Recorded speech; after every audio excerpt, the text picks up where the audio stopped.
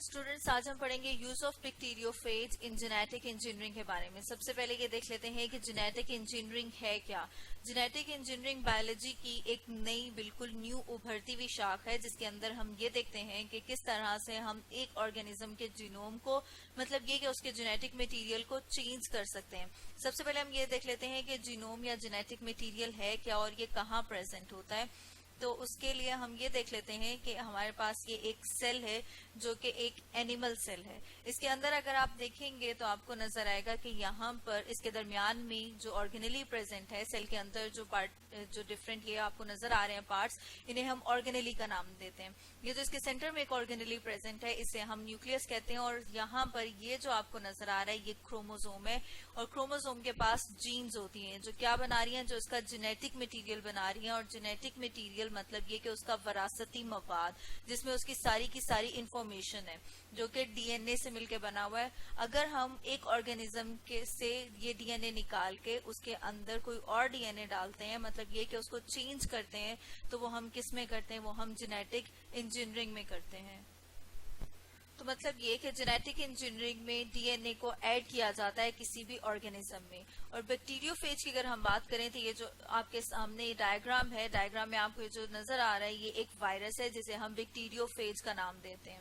इसे हम बैक्टीरियोफेज क्यों बोलते हैं, क्योंकि ये बैक्टीरिया को इन्फेक्ट करता है। अगर हम इसके स्ट्रक्चर को देखें तो आउटर जो आपको नजर आ रहा है एक कोट, वो कैप्सिड है जो कि प्रोटीन से मिलकर बना हुआ है। और प्रोटीन क्या है, प्रोटीन एक बायोमोलिक्यूल है जो कार्बन, हाइड्रोजन और नाइट्रोजन से मिलकर बनी हुई है। इसके अंदर इसका जीनोम, मतलब ये कि इसका जेनेटिक मटेरियल प्रेजेंट है।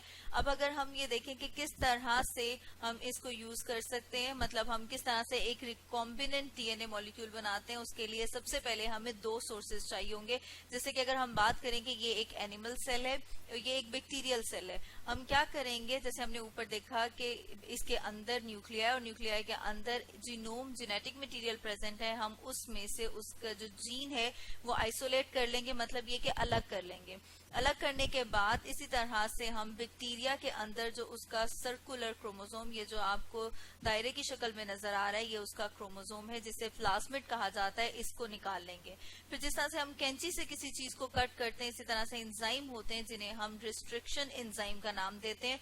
उन रिस्ट्रिक्शन एंजाइम से प्लाज्मिड को कट किया जाता है, मतलब यहाँ से काटा जाता है। काटने के बाद जिस तरह ग्लू से किसी चीज को चिपका दें, इसी तरह से हम जो जीन हमने यहाँ पे आइसोलेट की थी, मतलब अलग की थी, उस जीन को हम यहाँ से निकाल कर उसको यहाँ पर ग्लू की तरह चिपका देंगे। और ग्लू का काम कौन करता है, और एंजाइम जिसे हम डीएनए लाइगेज का नाम देते हैं। ये जो डीएनए लाइगेज है ये इस वाले जीन को जिसे हमने आइसोलेट किया था, जिसे हम जीन ऑफ इंटरेस्ट भी कहते हैं, उसको यहाँ से निकाल के इस प्लाज्मिड में डाल देगा और साथ में उसको ग्लू कर देगा, मतलब ये कि उसको बाइंड कर देगा, वहां जोड़ देगा।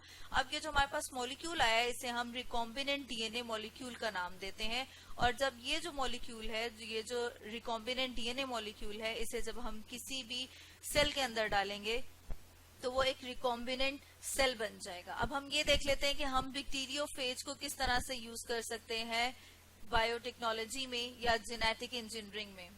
तो अगर हम बात करें कि जेनेटिक इंजीनियरिंग में हम किस तरह से बैक्टीरियोफेज को यूज करते हैं, तो बैक्टीरियोफेज को यूज करते हुए हम एक जीनोमिक लाइब्रेरी बनाते हैं। जीनोमिक लाइब्रेरी से क्या मुराद है, जीनोमिक लाइब्रेरी, हम जैसे एक लाइब्रेरी की बात करते हैं कि लाइब्रेरी में बहुत सारी बुक्स होती हैं। अगर हम कहें कि एक ऑथर, एक राइटर है, उसकी सारी किताबें ला के एक जगह पे रखती हैं, तो वो उसकी, उस ऑथर की लाइब्रेरी हो जाएगी। इसी तरह से अगर हम एक ऑर्गेनिज्म का पूरा जीनोम, उसका का सारा जेनेटिक मटेरियल एक जगह लाके रख दें, और वो जगह क्या होगी, वो होगी या तो हम बैक्टीरिया में रखेंगे या वायरसेस में, और उससे फिर जो बनेगा उसे हम कहेंगे जीनोमिक लाइब्रेरी। अब हम पहले ये देख लेते हैं कि जीनोमिक लाइब्रेरी हम बनाते किस तरह से।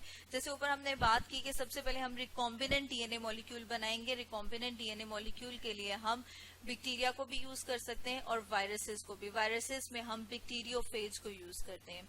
तो हम अगर बैक्टीरिया की बात करें तो यहाँ पर जो उसका प्लाज्मिड है उसमें हम अपना जीन ऑफ इंटरेस्ट ऐड करेंगे।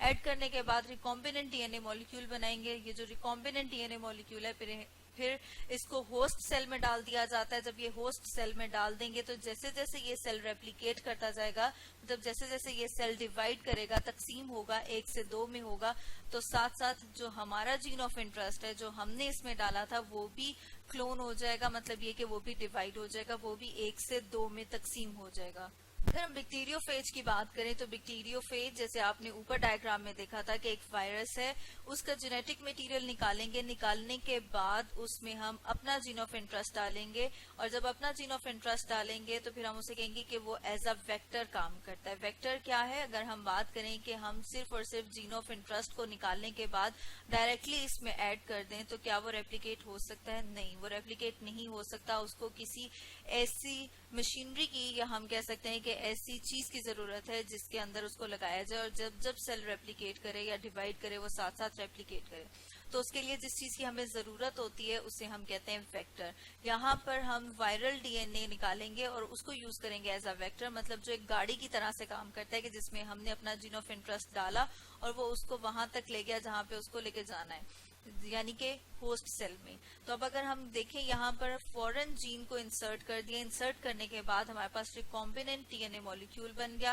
ये जो रिकॉम्बिनेंट डीएनए मॉलिक्यूल है ये इन्फेक्ट करेगा होस्ट सेल को, और जब ये इन्फेक्ट कर देगा होस्ट सेल को तो फिर हमें ये वाला जो था जीन, इसकी बहुत सारी मल्टीपल कॉपीज मिल जाएंगी, मतलब ढेर सारी कॉपीज मिल जाएंगी। इनको हम इकट्ठा जब रखेंगे जिसमें हमने उस ऑर्गेनिज्म का जीनोम जो है, मतलब जो जेनेटिक मटेरियल है वो डाला हुआ होगा, तो वो एक जीनोमिक लाइब्रेरी बन जाएगी। तो स्टूडेंट्स, आज हमने पढ़ा use of bacteriophage in genetic engineering के बारे में।